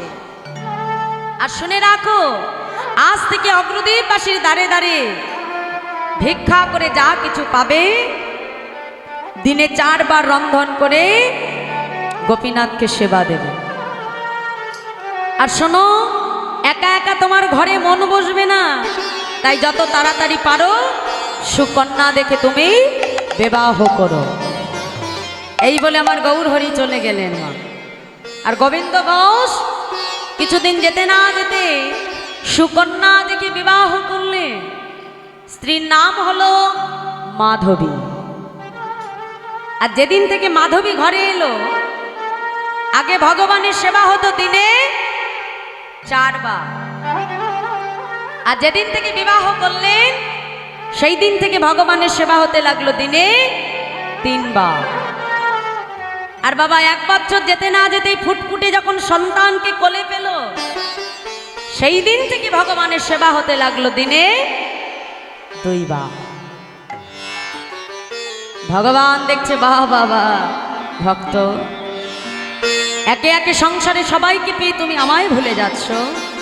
বেশ, তাহলে যেমন করে তোমাকে আমি সব দিয়েছিলাম, ঠিক তেমন করে তোমার কাছ থেকে সব মায়ার বাঁধন আমি ছিন্ন করে নেব। ভগবান যেমন কাউকে দিতে পারে বাবা, তেমন মুহূর্তের মধ্যে আবার সব কেড়েও নিতে পারে। যেমন রাজা হরিশ্চন্দ্র, যিনি ছিলেন মহাবীর রাজা হরিশ্চন্দ্র, মহাদানী, তার কাছে কেউ যদি দান চাইতে আসতো ফিরে যেত না বাবা। কিন্তু সেই দানী হরিশ্চন্দ্র, ভগবান একদিন তাকে এমন বিচার করলে যে নিজের সন্তানকে ঘাটে পোড়াতে যাবে, সেই পোড়াতে যাওয়ার জন্য যে সে কড়িটার প্রয়োজন, সেই কড়িটুকু তার কাছে ছিল না। তাহলে কথাই বলে আজকে যে রাজাধিরাজ, কাল সে পথের ভিখারি। ভগবান যেমন কাউকে দিতে পারে, আবার তেমন কেড়েও নিতে পারে। আজ গোবিন্দ ঘোষ ভিক্ষা করে ফিরে এসে ভিক্ষার ঝোলাটা উঠানের ভেতরে রেখে স্ত্রী মাধবীকে ডাক দিয়েছে, মাধবী, মাধবী শোনো, তুমি তাড়াতাড়ি রন্ধন করো, আমি ফিরে এসে গঙ্গা থেকে স্নান করে এসে গোপীনাথকে সেবা দেব। এই বলে ভিক্ষার ঝোলাটাকে উঠানে রেখে গোবিন্দ ঘোষ গেলেন গঙ্গা স্নান করতে। স্নান করে ফিরে এসে দেখলো বাবা ভিক্ষার ঝোলাটা ঠিক যেই জায়গাতে রেখে গেছে সেই জায়গাতেই পড়ে আছে। গোবিন্দ ঘোষ এসে ডাকছে, হ্যাঁ গো মাধবী, ও মাধবী, কি হলো? বেলা বয়ে যায়, তাড়াতাড়ি রন্ধন করো। ডাকতে ডাকতে যেই না মন্দিরের ভেতরে প্রবেশ করলো, দেখে মাধবীর অসার দেহটা পড়ে আছে। গোবিন্দ ঘোষ চিৎকার করে উঠল, গোপীনাথ, গোপীনাথ, হে তোমার কেমন লীলা দয়াময়, কেন তুমি আমার মাধবীকে কেড়ে নিলে? আমার মাধবী কি অপরাধ করেছিল তোমার চরণে? বলো প্রভু, কেন তুমি আমার স্ত্রীকে কেড়ে নিলে দয়াময়? পাড়া প্রতিবেশী ছুটে এসে বলছে, গোবিন্দ, তোমার মাধবী যদি প্রকৃত তোমার হতো, সে কখনো তোমাকে ছেড়ে চলে যেতে পারতো না গোবিন্দ। কেন জানো? এই সংসার মঞ্চে দাঁড়িয়ে আমরা প্রত্যেকটা জীব একটা নাট্যমঞ্চের অভিনয় করছি মাত্র মা। আর যার যখন অভিনয় শেষ হয়ে যাবে, সবাইকেই কিন্তু যার যার নিজের নাট্যমঞ্চ ছেড়ে নেমে যেতে হবে। মাগো, এই সংসার মাঝে যে আমাদের কেউ কারোর আপন নয়, এই সংসার মাঝে একজনই আমাদের আপন, সেটা হলো আমাদের অনাদি রাদি গোবিন্দ। যেদিন এসেছিলাম সেই দিনও সঙ্গ ছাড়েনি, যেদিন চলে যাব সেই দিনও সঙ্গ ছাড়বে না। গোবিন্দ ঘোষকে ডেকে বলছে, গোবিন্দ, তুমি যদি এভাবে ভেঙে পড়ো, তোমার যে এখনো ছোট্ট একটা সন্তান আছে গো গোবিন্দ, তোমার স্ত্রী নেই, তোমার সন্তানকে কে রক্ষা করবে বলো? তুমি এমনভাবে ভেঙে পড়ো না গোবিন্দ। নিজের হাতে স্ত্রীর সমাধিস্থ করলেন, সৎকার করলেন। সৎকার করে ফিরে এসে দেখতে দেখতে পিতার স্নেহের ছত্র ছায়ায় পুত্র গোপীনাথের বয়স হয়ে গেল মা 5 বছর। পুত্র গোপীনাথ যখন মাঠে খেলতে যায়, খেলার পরে দেখে সবার মায়েরা এসে তার সন্তানকে কত আদর করে, চুম্বন করে সন্তানকে কোলে তুলে নেয়, কিন্তু গোপীনাথকে কেউ আদর করে না, কেউ কোলেও নেয় না, কেউ আদরও করে না, চুম্বনও করে না। বাবার কাছে ছুটতে ছুটতে এসে বলছে, বাবা, ও বাবা, এ জগতে সবার তো মা আছে, কিন্তু বলতে পারো আমার মা কোথায় আছে? কেন আমার মা আমাকে আদর করে না? কেন আমার মা আমাকে গোপীনাথ বলে কাছে টেনে নেয় না? গোবিন্দ ঘোষ গোপীনাথকে ডেকে বলছে, গোপীনাথ, তোমার মা কোথায়? এটা জানতে হলে আমার কাছে নয়, মন্দিরে যে বিগ্রহ গোপীনাথ আছে তার কাছে জিজ্ঞাসা করো তোমার মা কোথায়। ছোট্ট ছেলে তো বাবা, মনে মনে চিন্তা করছে, মন্দিরের গোপীনাথ বুঝি বলতে পারবে আমার মা কোথায়? কেন মা? এ জগতে যে সন্তান একমাত্র পিতা মাতাকে হারায়, সেই একমাত্র জানতে পারে যে পিতা মাতাকে হারানোর কতটা বেদনা, কতটা যন্ত্রণা। আর ছোট্ট পুত্র গোপীনাথ মন্দিরে প্রবেশ করে বিগ্রহ গোপীনাথের চরণ দুটোকে বুকের মধ্যে জড়িয়ে ধরে নয়ন জলে বক্ষ ভাসি কাঁদে আর বলে, গোপীনাথ, বলে দাও গোপীনাথ আমার মা কথা। নয়ন জলে বক্ষ ভাসে কাঁদে আর বলে গোপীনাথ বলে দাও বলে দাও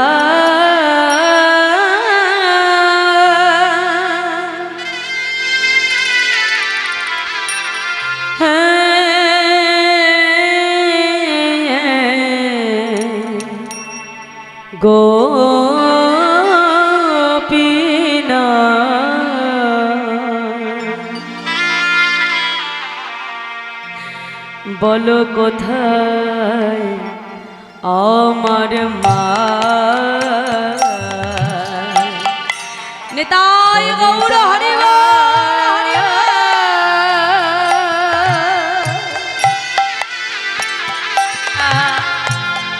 হে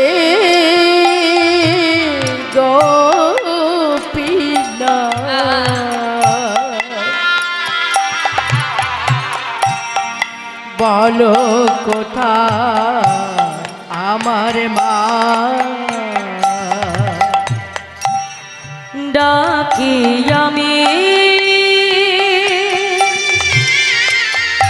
মামা বলে, মাঝে আমি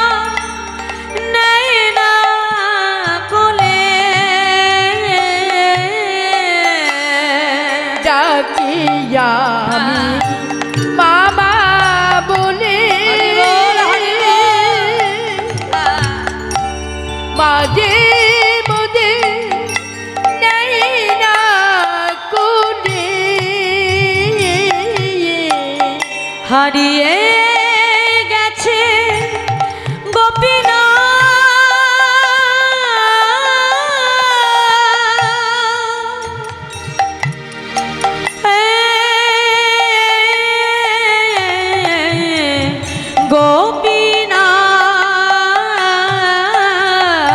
হারিয়ে গেছে বাজে আমার, আমি খুঁজে পেলাম না। বলো কোথায় আমার মা। বলে দাও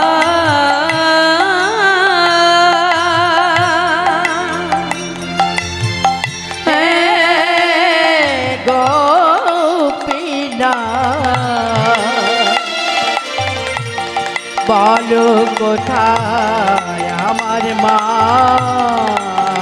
বলো কোথায় আমার মা। বলো কোথায় আমার মা।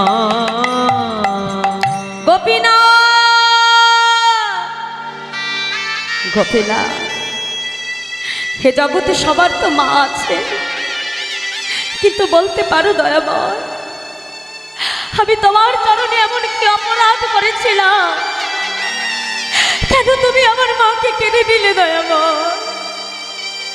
কেন আমার মা কখনো আমাকে আদর করে না? কেন কখনো আমাকে গোপীনাথ বলে কোলে তুলে নেয় না? কেন আমাকে সবার মতো করে আদর করে না, চুম্বন করে না? বলো গোপীনাথ, আজ তোমাকে বলতে হবে আমার মা কোথায়। গোবিন্দ ঘোষ ছুটতে ছুটতে মন্দিরের ভেতরে এসে গোপীনাথকে ডেকে বলে, গোপীনাথ, কে বলেছে তোমার মা নেই? গোপীনাথ, আজ থেকে আমি তোর মা, আজ থেকে আমি তোর বাবা। গোপীনাথ, আজ থেকে তুই আমাকে মা বলে ডাকবি। গোপীনাথ, আজ থেকে আমি তোর মা বাবা, আমি তোর মা। সন্তানকে যখন কোলে নিতে গেল বাবা, দেখে সন্তানের মুখ থেকে ঝলকে ঝলকে রক্তধারা বইছে। গোবিন্দ চিৎকার করে উঠল, গোপীনাথ, না না না না গোপীনাথ না, তুমি আমার মাধবীকে কেড়ে নিয়েছো, আমি কিচ্ছু বলিনি। গোপীনাথ, আমার সন্তানকে তুমি কেড়ে নিও না দয়াবান। ও ছাড়া যে সংসারে আমার আর কেউ নাই। আমার পুত্রকে তুমি কেড়ে নিও না প্রভু, আমার পুত্রকে তুমি কেড়ে নিও না। পুত্র গোপীনাথকে কোলের ভেতরে নিয়ে বিগ্রহ গোপীনাথের সম্মুখে দাঁড়িয়ে কাঁদে আর বলে, গোপীনাথ আমার সন্তানকে তুমি কেড়ে নিও না প্রভু, কেড়ে নিও না।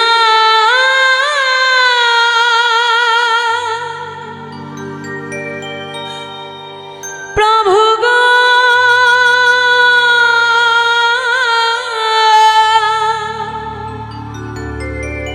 কেড়ে নিও না।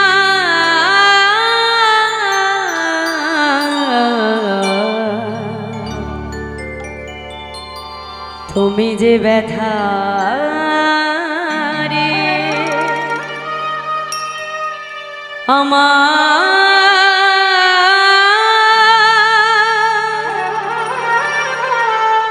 ব্যথা দিও না প্রভু, তুমি যে ব্যথা হারি আমার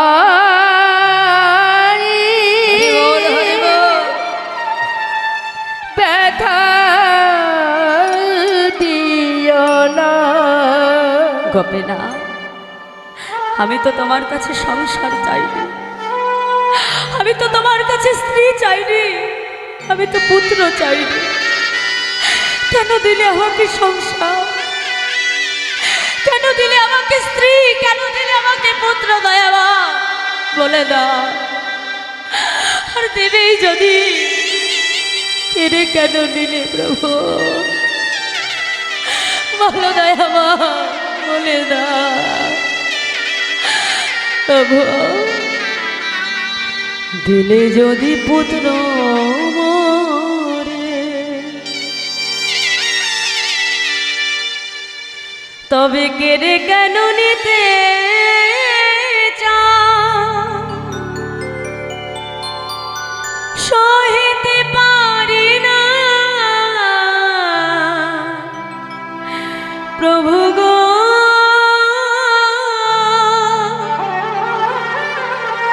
তবে কেন এত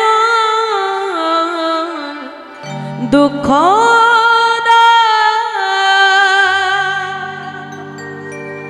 এ বিষম বেদনা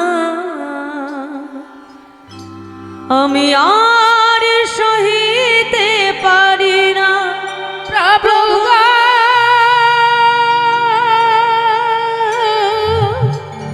আমি সহিতে পারি না।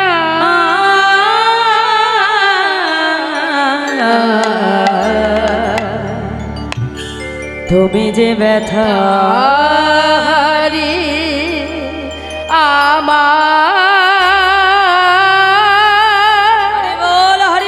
ব্যথা দিও না। গোপীনাথ, ও গোপীনাথ, একবার একবার আমাকে বাবা বলে ডাক না গোপীনাথ, একবার আমাকে বাবা বলে ডাক না গোপীনাথ।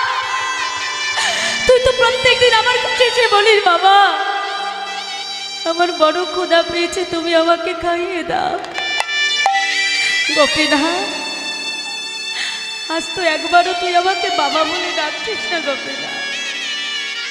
ডাক না, ডাক না বাবা, একবার আমাকে বাবা বলে ডাক গোপীনাথ। গোপীনাথ না না না হয় না না,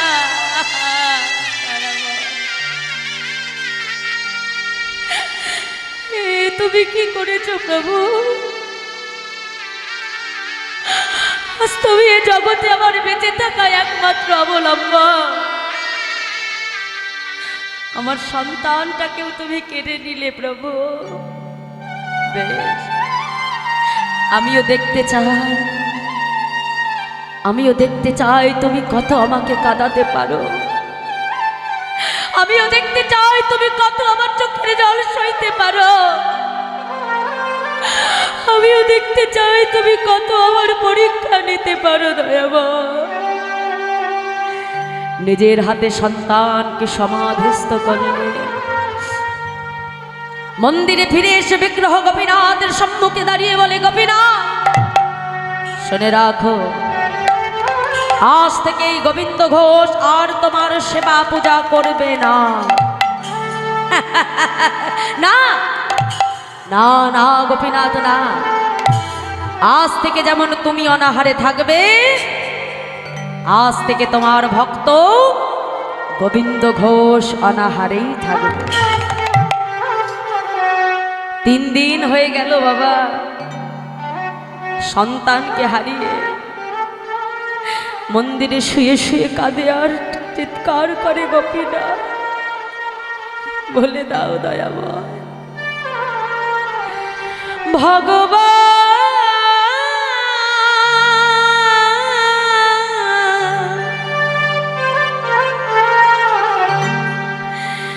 এই কি তোমার লীলা প্রভু গো,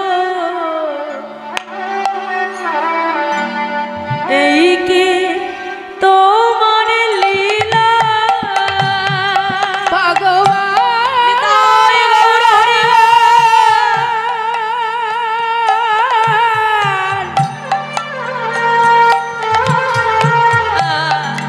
এই কি তোমার লীলা প্রভু, এই কি তোমার লীলা, তুমি কারে হাসা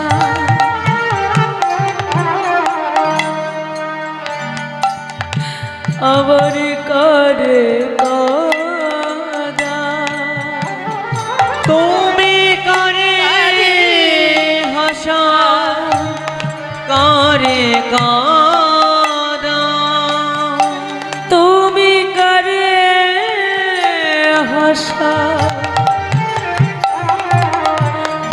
কারে কাঁদা,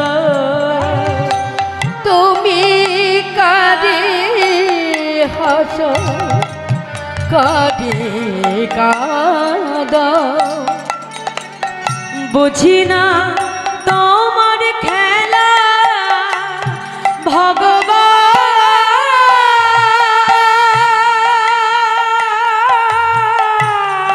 এই কি তোমার লীলা প্রভু গো, এই কি তোমার লীলা ভগবান নিতাই গৌর হরি বল।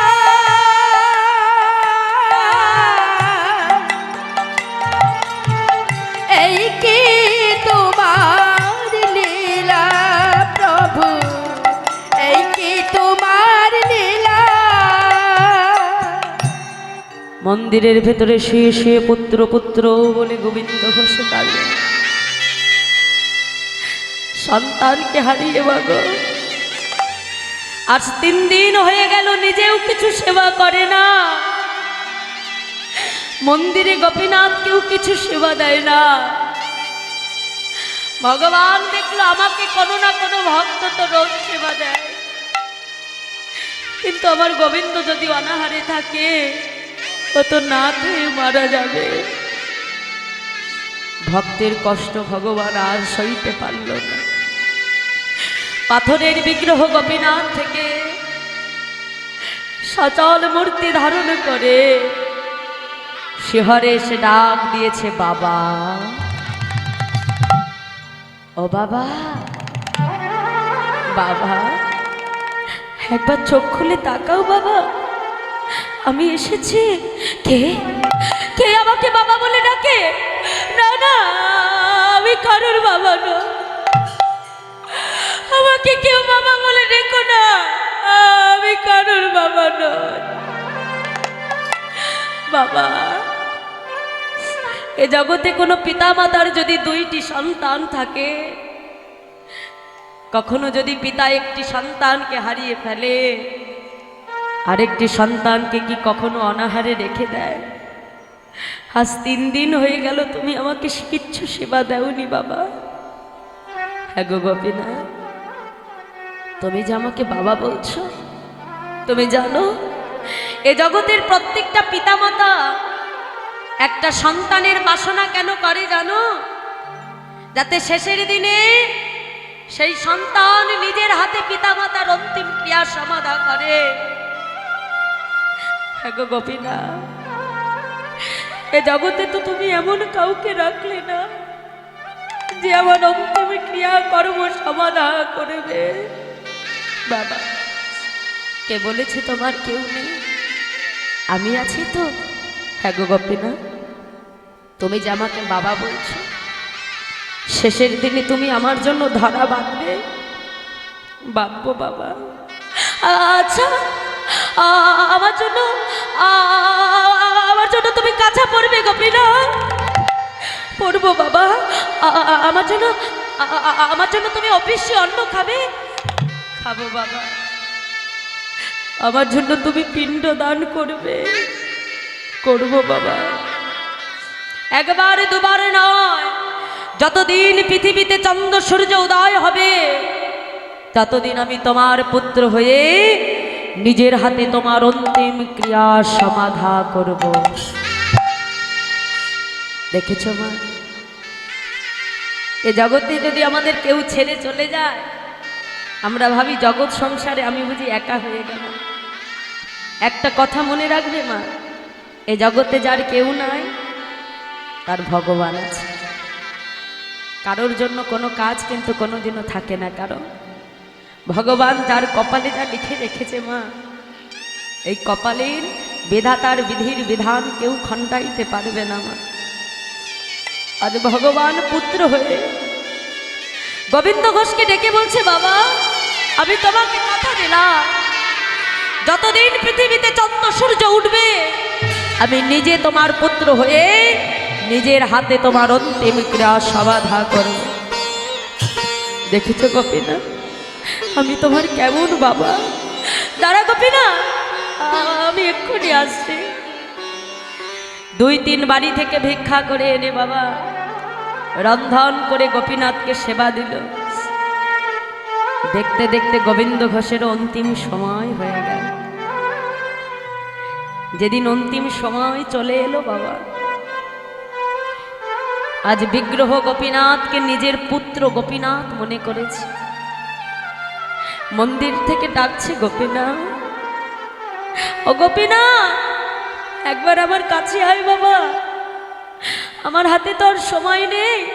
যা বাবা, আমাকে একটু মন্দির থেকে চরণামৃত এনে দিবি রে গোপীনাথ। লীলার কি মাধুর্য মা, দেখো ভগবান নিজে পায়ে হেঁটে মন্দিরে প্রবেশ করে,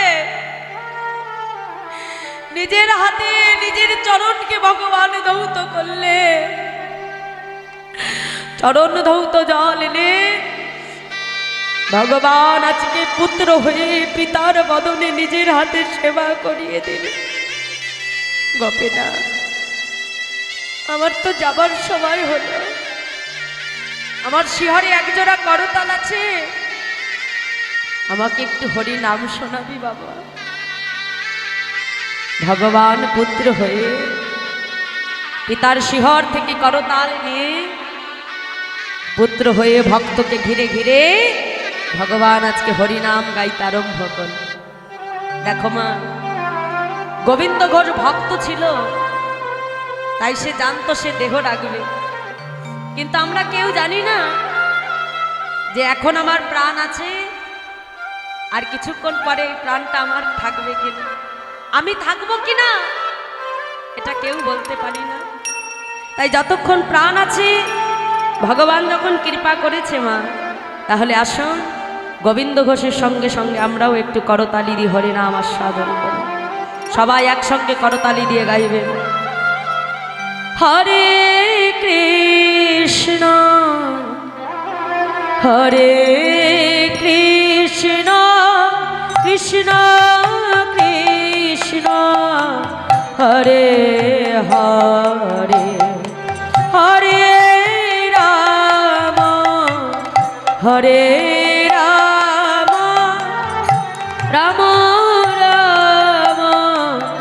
হরে হরে হরে তাই গৌর হরি বল, হরি বল। হরে কৃষ্ণ কৃষ্ণ কৃষ্ণ হরে হরে হরে রাম হরে রাম রাম রাম হরে হরে হরে কৃষ্ণ হরে কৃষ্ণ কৃষ্ণ কৃষ্ণ হরে হরে হরে রাম হরে রাম রাম রাম হরে হরে হরে তাই গৌর হরি বল। হরে কৃষ্ণ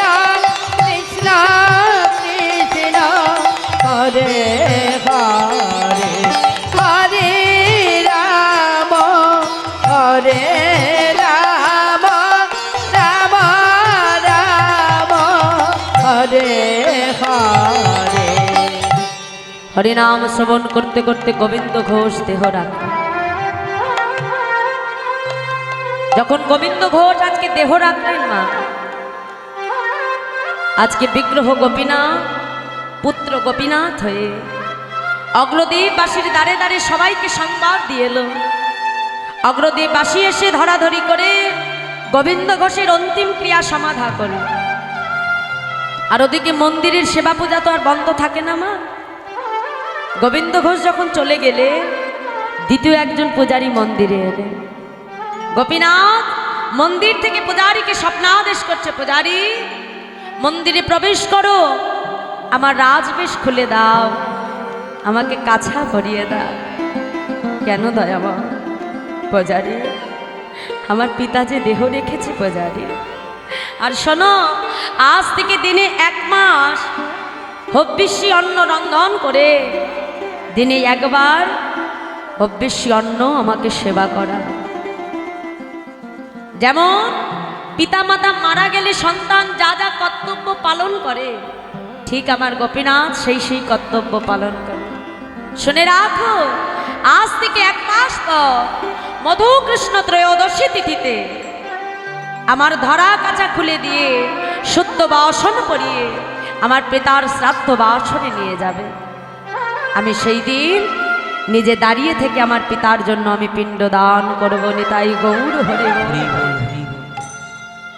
তা মাগো, ঠিক 1 মাস পর মধু কৃষ্ণ ত্রয়োদশী তিথিতে চৈত্র মাসে, এই যে চৈত্র মাস, এই কিছুদিন পরে সেই অগ্রদ্বীপের সেই মেলা, মানে গোবিন্দ ঘোষের সেই মেলা আর কিছুদিন পরেই আসছে না।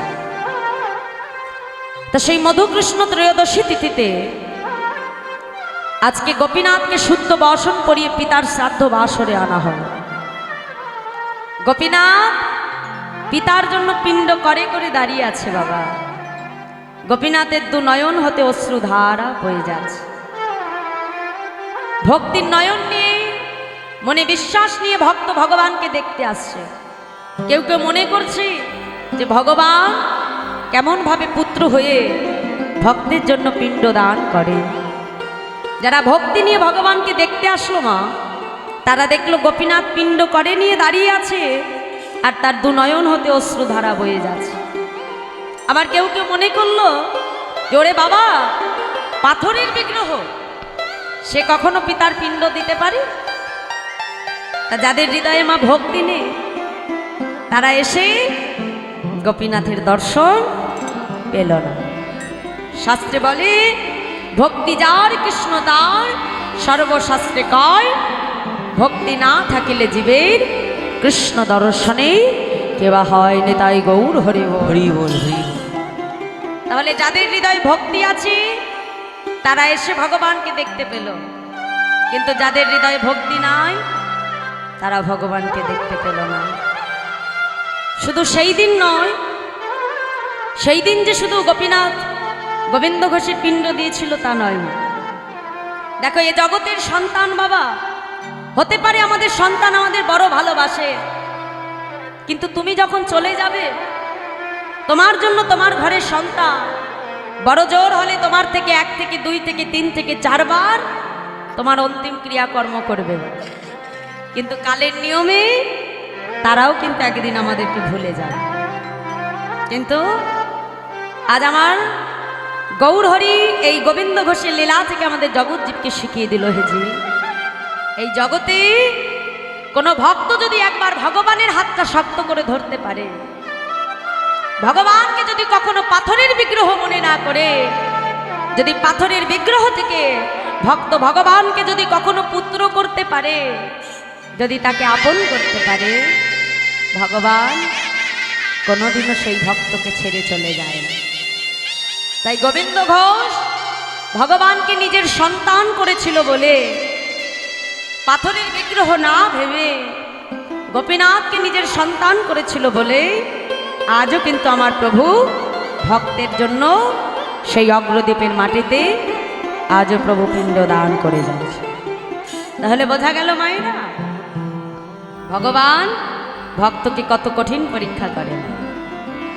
দেখো, আমরা যারা কৃষ্ণ ভক্ত, গোবিন্দ ভক্ত, কিছু কিছু সময় আমাদের মনে কিন্তু ভগবানের প্রতি অভিমান জন্মায়। যদি কখনো কোনো দুঃখ পাই, কষ্ট পাই, মনে মনে ভাবি যে প্রভু তোমাকে এত ডাকি আর যত দুঃখ কষ্ট সব আমার বেলায় তুমি দিয়ে রেখেছো। কি মা, ভাবি না? এত তোমাকে ডাকি আর দুঃখ কষ্ট সব আমাদের, আর যারা ভগবানকে ডাকে না তারা দেখো দিব্যি ঘুরে বেড়াচ্ছে। কি মা, তাই না? কারণ ভগবান নিজ মুখে বললে, যে করে আমার আশ আমি তার করি সর্বনাশ, আর তথাপিও যদি না ছাড়ে ভক্ত আমার পাশ, অবশেষে আমি হই ভক্তের দাসের অনুদাস। নেতাই গৌর ভগবান প্রত্যেকটা পদে পদেই পরীক্ষা করবে মা, কিন্তু ভগবানের প্রতি বিশ্বাস, ধৈর্য, ভক্তি হারালে চলো। জয় রাধে। তাসন আজও পর্যন্ত সেই গোবিন্দ ঘোষের জন্য আমার ভগবান সেই অগ্রদ্বীপের মাটিতে, এই যে কিছুদিন পরে ওরাকান্দির যে মেলা, সেই একই তিথিতে অগ্রদ্বীপে হয় গোবিন্দ ঘোষের পিণ্ড দান দেয়। আজও পর্যন্ত ভক্তের মনোবাঞ্ছা ভগবান পূরণ করছে, কারণ ভগবান হলেন ভক্ত বাঞ্ছা কল্পতরু। ভক্ত যা চায় ভগবান যুগে যুগে ভক্তের মনোবাঞ্ছা পূরণ করে।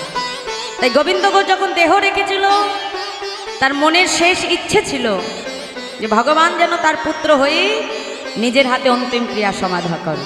তাই ভগবান আজও পর্যন্ত ভক্তের সেই ইচ্ছা প্রভু পূরণ করে চলেছে। তাই আসুন সবাই মিলে আমরা বাহু তুলে বলবো, ভক্তের বাসনা প্রভু পূরণ করিল, ভক্তের বাসনা প্রভু পুরাণ করিল, ভক্তের বাসনা প্রভু পূরণ করিল, ভক্তের বাসনা প্রভু পূরণ করিল। প্রেমানন্দে বদন ভরে গৌর হরি বল, প্রেমানন্দে বদন ভরে হরি হরি বল, প্রেমানন্দে বদন ভরে হরি হরে বল, আর প্রেমানন্দে বদন ভরে হরি হরি বলো। জয় সচিনন্দন জয় গৌর হরি, জয় সচিনন্দন জয় গৌর হরি, জয় সচিনন্দন জয় গৌর হরি, জয় সচিনন্দন জয় গৌর হরি। বিষ্ণু পিয়ার প্রাণ বধুয়া নদিয়াবে হরে হরে, বধুয়া নদিয়া বিহারি, বিষ্ণু পিয়ার প্রাণ বধুয়া নদিয়াবে, আর বিষ্ণু প্রিয়ার পান বধুয়ার নদিয়া বিহারী, বিষ্ণু পিয়ার প্রাণ বধুয়া নদিয়াবে হরে, প্রিয়া প্রাণ বধুয়া নদিয়া বিহারি। জয় রাধে জয় রাধে।